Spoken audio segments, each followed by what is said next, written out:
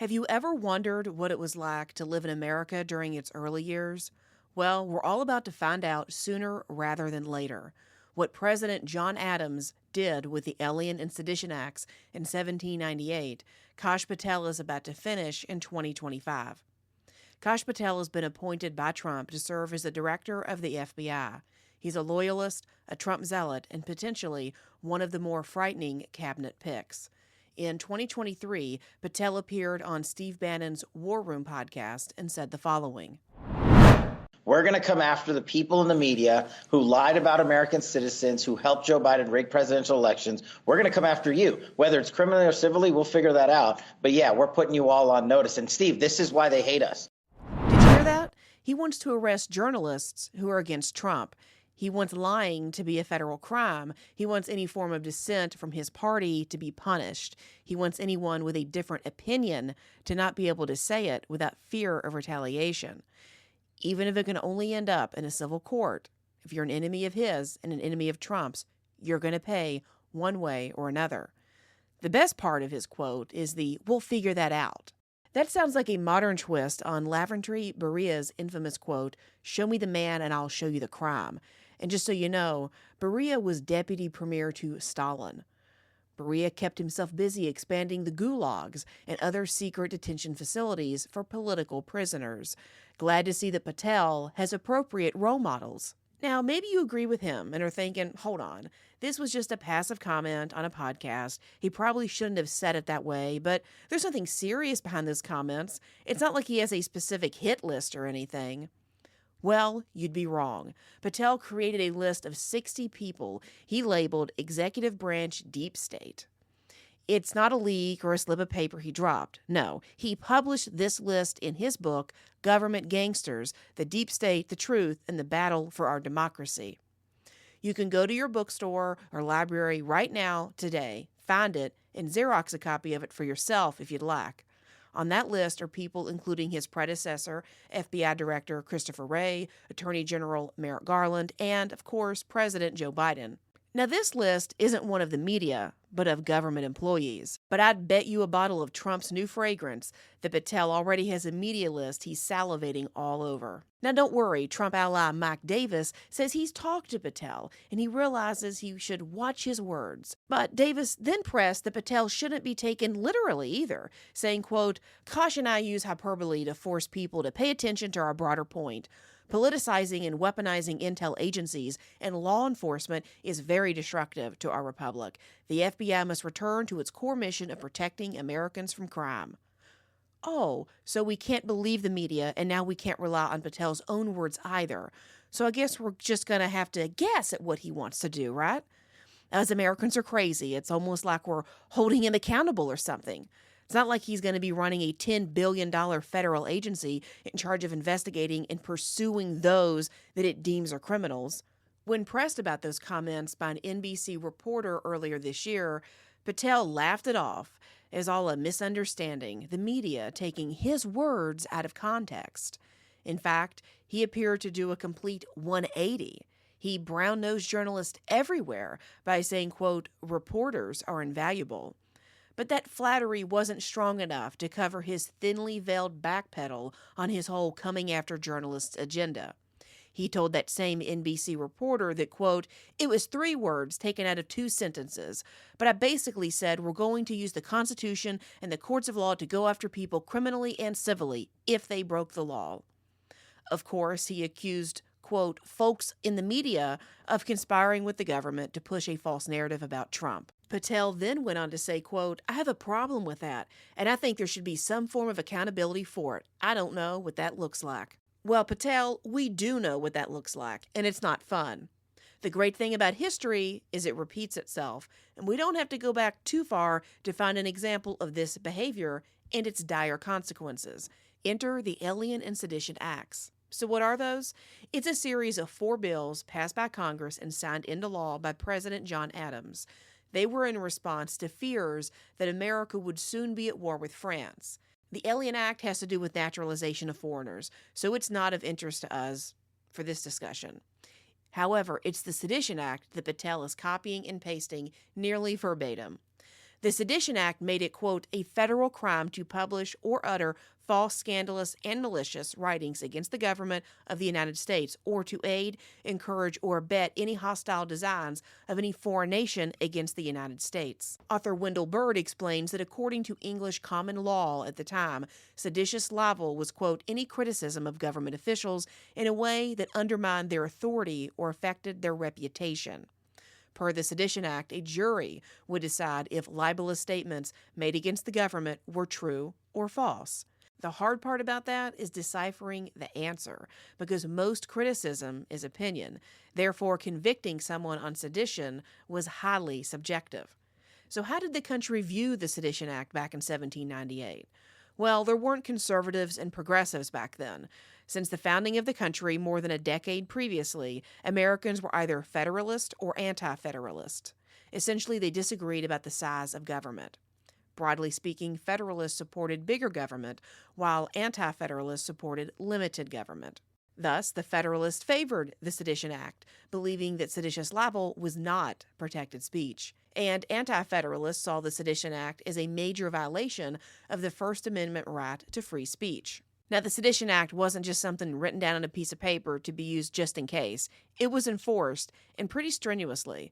More than 50 people were prosecuted under the Sedition Act. This involved more than 120 defendants. Most were Democratic Republican newspaper editors and politicians, the opposing party to President John Adams. To understand how ridiculous the Sedition Act was, let's look at a few of its victims. First up, Luther Baldwin. He was thrown in jail for sedition because one night he got drunk and made a bad joke about the president. Next up is Democratic Republican Congressman Matthew Lyon. He published letters criticizing President Adams as a power-seeking demagogue. He was charged with being, quote, a malicious and seditious person and of a depraved mind and a wicked and diabolical disposition. Yeah, those were the actual charges. He was thrown in a Vermont jail for 4 months, and he had to survive horrendous conditions. It was a frigid winter, the window was left open, and there was no fireplace. Fun fact here, Lyon was actually the first federal official to run his re-election campaign from jail. Next up is James Thompson Callender. He was an anti-federalist newspaperman and pamphleteer who was indicted for libelous words. He wrote, and I quote, "The reign of Mr. Adams has been one continued tempest of malignant passions. As president, he has never opened his lips or lifted his pen without threatening and scolding. The grand object of his administration has been to exasperate the range of contending parties, to culminate and destroy every man who differs from his opinions." And finally, it's important to note that the pursuit of punishing free speech wasn't limited to just journalists. Federalist operatives poured over correspondence from President Adams' very own Vice President Thomas Jefferson, hoping to find something that they could use to throw him in jail just before the 1800 election. Now, these Alien and Sedition Acts were incredibly unpopular. The Anti-Federalists, such as Jefferson and James Madison, criticized it in 2 important documents, known as the Virginia Resolution and the Kentucky Resolution. Their critiques were passed by state legislatures, thus allowing Jefferson and Madison to avoid prosecution under the Sedition Act. In the Kentucky Resolution, Jefferson said the Alien and Sedition Act would, quote, necessarily drive these states into revolution and blood. Eventually, that war with France was averted, but the stain of the Alien and Sedition Acts lost President John Adams his bid for re-election. Let's fast forward to 2024 and Patel's agenda.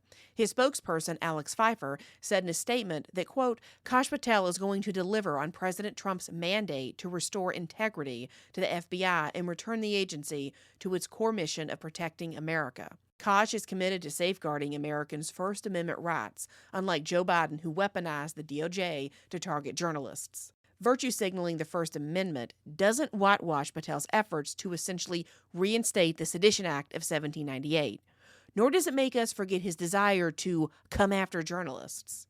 The funny thing is, people like Patel gain popularity by saying one thing and then doing a completely different thing when they finally have that position of power that they have coveted for so long. Just this year, Patel said on the Sean Ryan Show that he would shut down the FBI and, quote, reopen it the next day as a museum of the deep state. Funny how he riled up conservatives by saying the FBI should be shut down, only to seize the opportunity to run it for himself and use it as a bully pulpit for Trump.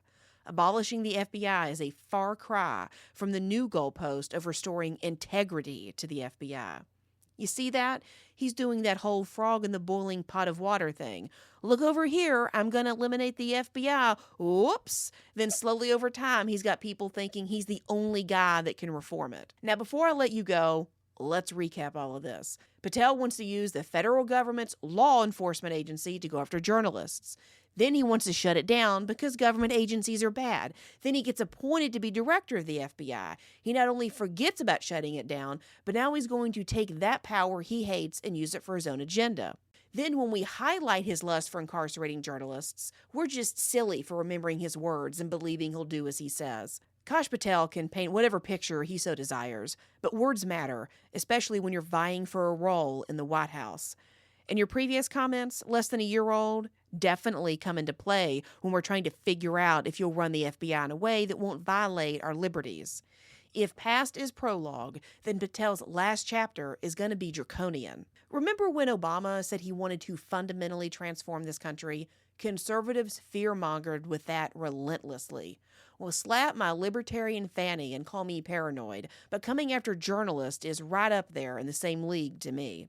Politicians and bureaucrats are anything but creative, so you know they're going to borrow from the past. At least with the Alien and Sedition Acts, we know where we're headed. The scary thing is, President John Adams did this in his first term.